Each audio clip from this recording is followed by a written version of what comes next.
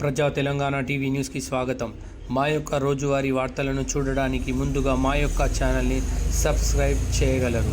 జగిత్యాలలో గంగపుత్ర మహిళలు గంగమ్మ తల్లికి బోనాలు సమర్పించారు.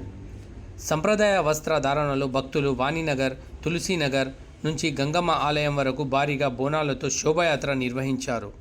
ఈ కార్యక్రమంలో బోనమెత్తి మహిళలతో కలిసి నడిచిన జగిత్యాల మున్సిపల్ చైర్పర్సన్ అడవాల జ్యోతి లక్ష్మణ్ గారు అమ్మవారిని భక్తుల సందర్శనార్థం ఊరేగింపుగా తీసుకెళ్లారు.